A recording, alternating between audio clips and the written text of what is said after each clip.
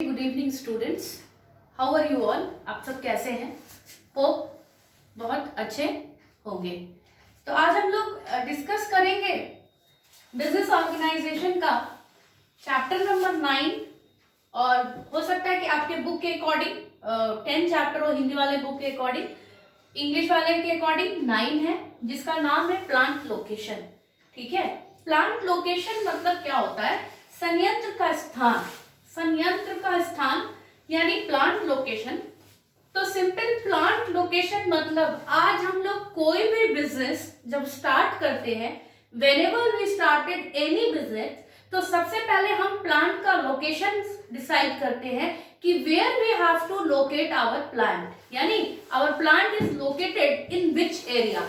ठीक है, यानी आज अगर हम अपने संयंत्र, यानी यहाँ पर प्लांट और मशीनरी की बात हो रही है, प्लांट एंड मशीनरी की बात हो रही है, यानी जिस भी एरिया में हम काम करेंगे उसी एरिया में हम अपने प्लांट को एस्टैब्लिश करेंगे, यानी स्थापित करेंगे। ठीक है, तो that is known as plant location, कि किस लोकेशन यानी किस एरिया में हम अपने बिजनेस का एस्टैब्लिशमेंट करेंगे, यानी स्थापना करेंगे। क्लियर है? एस्टैब्लिश भी बोल सकते हैं, एस्टैब्लिशमेंट भी बोल सकते हैं। तो एरिया यानी किस स्थान पर हम अपने संयंत्र की स्थापना करेंगे, यानी हम अपना एक सेटअप तैयार करेंगे। तो सिंपल समझिएगा कि plant location decisions are strategic. ये एक स्ट्रैटेजिक डिसीजन होता है, लॉन्ग टर्म होता है। ठीक है, स्ट्रैटेजिक होता है, लॉन्ग टर्म होता है, क्योंकि जब हम कोई भी बिजनेस स्टार्ट करते हैं, whenever we started any business, तो we will plan for long term, है ना। आज हम लंबे समय तक प्लानिंग करते हैं, क्योंकि हम कंटिन्यूसली स्मॉल स्केल पे कोई भी बिजनेस नहीं करते। ये तो हमारा बिजनेस जब रन नहीं करता है, चलता नहीं है, तो हम धीरे धीरे उसको बंद कर देते हैं, है ना। लेकिन जब हम प्लांट लोकेशन डिसीजंस की बात करेंगे तो स्ट्रैटेजिक होता है, लॉन्ग टर्म होता है और नॉन रिपीटेटिव होता है। ठीक है, नॉन रिपीटेटिव होता है। इट मीन्स कि हम देखते हैं, अगर हम कोई भी चीज पे प्लान कर रहे हैं और हम वर्क कर रहे हैं, और अगर हमें कंटिन्यूसली सक्सेस मिल रहा है, मेरा गोल अचीव हो रहा है, तो हम धीरे धीरे क्या करते हैं, कुछ प्लानिंग को चेंज करते रहते हैं टाइम टू टाइम। क्यों? फॉर द सक्सेस, है ना। एक बिजनेस की सक्सेस के लिए या अपने गोल्स के लिए, टारगेट्स के लिए हम चेंजेस करते रहते हैं। तो these are the very common point. ये सारे जो है बहुत कॉमन पॉइंट्स हैं। Like the selection of a place for locating a plant is one of the problem, perhaps most of the important which is faced by an entrepreneur। आज simple समझिएगा कि अगर हम कहीं भी संयंत्र की स्थापना कर रहे हैं, किसी भी स्थान को हमें चुनने में बहुत सी कठिनाइयों का सामना करना पड़ता है। यानी जब हम डिसाइड करते हैं, whenever we decided कि how to locate और in which area we have to locate our plant, तो it is difficult to decide। ये difficult होता है डिसाइड करना, क्योंकि हमें देखना पड़ता है कि हम किस एरिया में अपना सेटअप डालेंगे, जिससे हमारा प्रॉपर जो भी गोल्स है और टारगेट्स है वो अचीव हो पाएगा। क्या क्या हो पाएगा? गोल्स एंड टारगेट्स हमारे अचीव हो पाएंगे। तो ये डिसाइड करना बहुत मुश्किल चीज है, बहुत टफ चीज है। बट जब हम डिसाइड की बात करते हैं तो कुछ बेसिक चीजें हैं, बहुत सी कुछ कॉमन चीजें हैं जिनको हम ध्यान में रखते हुए डिसाइड कर सकते हैं कि हम अपने प्लांट का लोकेशन कहाँ रखेंगे, किस एरिया में रखेंगे। और इसके लिए कुछ फैक्टर्स भी हैं जो कि हमें बताते हैं। तो सिंपल समझिएगा, डिफरेंट राइटर्स ने डिफरेंट डेफिनेशंस मिले। लाइक वेबर थ्योरी ने भी प्लांट लोकेशन को डिफाइन किया कि ये जो है इंडस्ट्रियल यूनिट का पार्ट है। It is a part of industrial unit are market oriented, है ना। आज आप कहीं भी कोई बिजनेस का सेटअप डालते हो, यू आर एन एंटरप्रेन्योर, आप एक एंटरप्रेन्योर हो और आप बिजनेस कर रहे हो, एक उद्यमी हो और कहीं भी किसी चीज की स्थापना कर रहे हो, तो इंडस्ट्रियल यूनिट को जब हम किसी भी इंडस्ट्रियल यूनिट या मैन्युफैक्चरिंग यूनिट की स्थापना करते हैं, तो these all are the part of marketing. ये किसका पार्ट है? तो these all are the part of marketing. ये मार्केटिंग का हिस्सा है। ठीक है, तो Whenever industrial unit are market oriented, when the cost of transportation of finished goods to a market is high, another primary factor is labor. Simple समझिएगा, जब आप कोई भी चीज का प्रोडक्शन करते हैं, इंडस्ट्रियल की बात होगी, औद्योगिक की बात होगी या मैन्युफैक्चरर की बात होगी, है ना, या मैन्युफैक्चरर की बात होगी, तो आप किसी भी चीज का जब प्रोडक्शन करते हैं, क्या करते हैं, प्रोडक्शन करते हैं, तो what ever the raw material you have, आप रॉ मटेरियल से एक फिनिश गुड्स बनाते हैं। रॉ मटेरियल से क्या तैयार करते हैं, with the help of raw material you have to prepare finish goods, है ना। आप क्या बनाते हैं, प्रिपेयर करते हैं फिनिश गुड्स।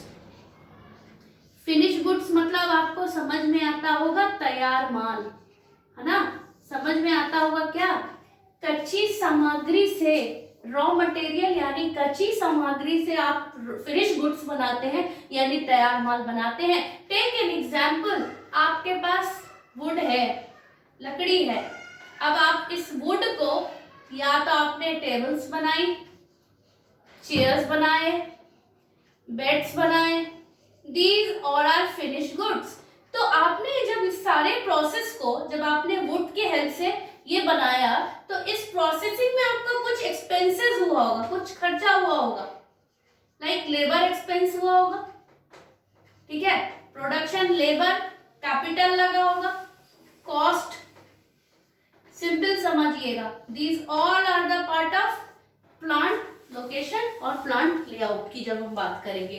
तो हम कोई भी चीज जब बनाते हैं तो हम देखते हैं कि उस पे हमारी कॉस्टिंग कितनी पड़ी है, तो हम कोशिश करते हैं कि हम ज्यादा से ज्यादा प्रोडक्शन करें तो हमारी कॉस्टिंग कम पड़ेगी, राइट। तो ये सारे पार्ट जो है, expenses, land, labour, capital, costing, ये these all points are the part of production and marketing. जब हम मैन्युफैक्चरर सेक्टर की बात करेंगे या इंडस्ट्रियल यूनिट की बात करेंगे, तो मैन्युफैक्चरर भी वही हुआ और इंडस्ट्रियल भी यही वही हुआ, सेम ही हुआ, लेकिन मैन्युफैक्चर जो मैन्युफैक्चर करता है और इंडस्ट्रियल यानी किसी चीज को हम प्रोसेसिंग करके जो काम करते हैं, that is known as industrial यानी औद्योगिक। उसके बाद है आपका step in the selection of location. कुछ स्टेप्स हैं जो हमको लोकेशन सेलेक्ट करने में हेल्प करते हैं। तो कौन कौन से ऐसे लोकेशंस हैं जो हमें हेल्प करते हैं कि लोकेशन हम कैसे सेलेक्ट करें, तो what are the simply steps. तो सबसे पहले आपको पता होगा डोमेस्टिक और इंटरनेशनल। एक चीज बताइएगा, आपने एंटरप्रेन्योरशिप पेपर पढ़ा है 12th में, ठीक है, तो जब हम लोग बात कर लेते हैं डोमेस्टिक और इंटरनेशनल की, एक एंटरप्रेन्योर जो है, एक उद्यमी जो है, वो सबसे पहले एक छोटे स्केल पे काम करता है और फिर वो धीरे धीरे हाई लेवल तक जाता है।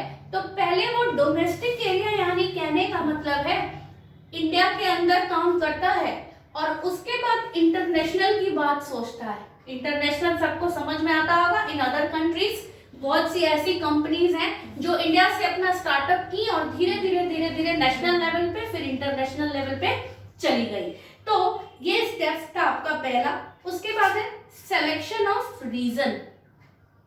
क्या है उसके बाद है सिलेक्शन ऑफ रीजन, यानी किस रीजन में हम काम करेंगे।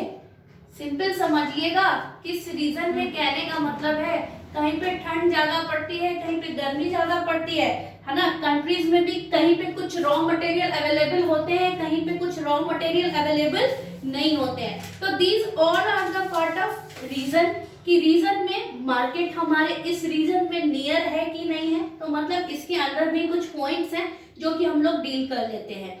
तो आपका nearness, availability of power, transportation facilities and government policies. अब आप सिंपल समझिए कि आपने किसी एक रीजन यानी किसी एक विलेज यानी किसी भी एक गांव एरिया को आपने सेलेक्ट किया कि आप यहाँ पर एक सेटअप डाल के बिजनेस करेंगे। तो सबसे पहले इस एरिया में इस एरिया में आपको देखना है कि हमारे पास मार्केट एरिया है कि नहीं है, मार्केट एरिया है कि नहीं है। उसके बाद रॉ मटेरियल हमारे पास इजीली अवेलेबल हो जाएगा कि नहीं, ट्रांसपोर्टेशन इजीली हमें मिल जाएगा कि नहीं, है ना। तो ये सारी बेसिक चीजें मार्केट, यानी आज आप जहां पे भी प्रोडक्शन कर रहे हो मार्केट आपके नियर बाय है कि नहीं है। अगर नियर बाय है मार्केट तो you can easily go to market and contact to your customers, लेकिन अगर मार्केट दूर है तो दिक्कत है। इलेक्ट्रिसिटी यानी पावर की बात हो रही है, अगर इलेक्ट्रिसिटी इजीली अवेलेबल है तो आपका जो भी यूनिट है वो प्रॉपरली काम हो पाएगा। और उसके बाद गवर्नमेंट पॉलिसीज की बात हो रही है। गवर्नमेंट पॉलिसीज कहीं कहीं पे बहुत सी ऐसी चीजें हैं जो इजीली हम कर पाते हैं और कहीं कहीं पे हमें गवर्नमेंट अलाउड नहीं करती है, किसी किसी एरियाज में तो हम काम नहीं कर पाते हैं।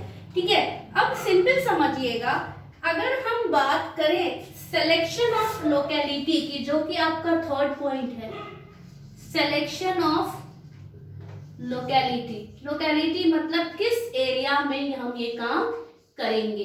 सिलेक्शन ऑफ लोकेलिटी में भी क्या है कि हमें देखना पड़ता है कि इस एरिया में लेबर जो है वो इजीली अवेलेबल हो पाएगी या नहीं हो पाएगी।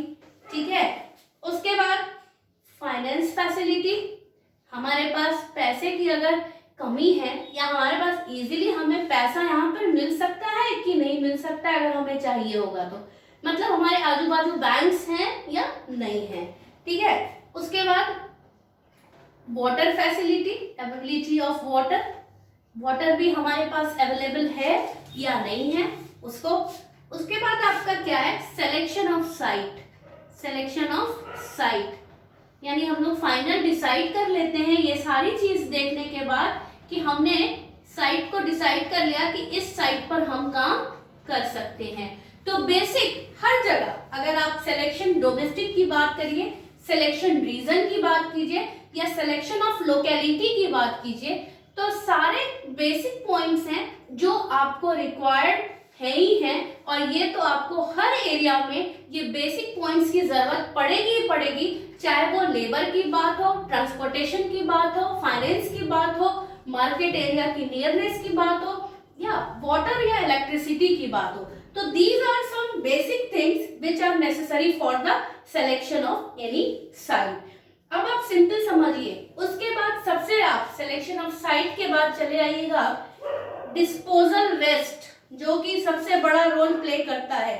डिस्पोजल वेस्ट मतलब क्या होता है कि मान लीजिए आपने कहीं पे कोई फैक्ट्री का सेटअप डाला है और आपके फैक्ट्री से गंदगी निकलती है, कुछ भी किसी भी चीज का प्रोसेसिंग करके कुछ बना रहे हो, ठीक है, तो आपके फैक्ट्री से, इंडस्ट्रियल यूनिट से कुछ वेस्टेज निकलता है ना, गार्बेज निकलता है, वेस्टेज निकलता है, तो उसको सही से हम डिस्पोज ऑफ कर ले, यानी डिस्पोज ऑफ करने का मतलब है डंपिंग।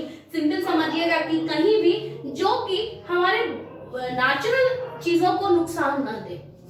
जैसे बहुत लोग को आप देखते होंगे कि बहुत सी फैक्ट्रीज का आप देखते होंगे, अभी बीच में आपने न्यूज में भी पढ़ा होगा कि बहुत सी फैक्ट्रीज से जो गंदा पानी निकलता है वो यमुना नदी को खराब कर रहा है, या हमारे बहुत से एग्जांपल्स न्यूज में भी आते हैं कि बहुत से एरियाज को जो है हमारे ओजोन लेयर को खराब कर रहा है, जो भी पॉल्यूशन जो होता है, केमिकल्स जो निकलते हैं। तो these all are the points. ठीक है, अब जैसे गार्बेज की बात हुई, तो गार्बेज हमारा कुछ भी निकलेगा तो हम लोग क्या करते हैं, गार्बेज को डंप करते हैं, यानी डिस्पोज ऑफ करेंगे, जिससे कि हमारे नेचुरल चीजों पे कोई भी नुकसान नहीं हो। नेचुरल चीजों कहने का मतलब है हमारे लैंड पर, है ना, हमारे नेचर पर, इन्वायरमेंट पर, ये इस सारी चीजों पर कोई भी नुकसान नहीं हो। इसीलिए आप एक वर्ड सुनते होंगे, इको फ्रेंडली प्रोडक्ट्स।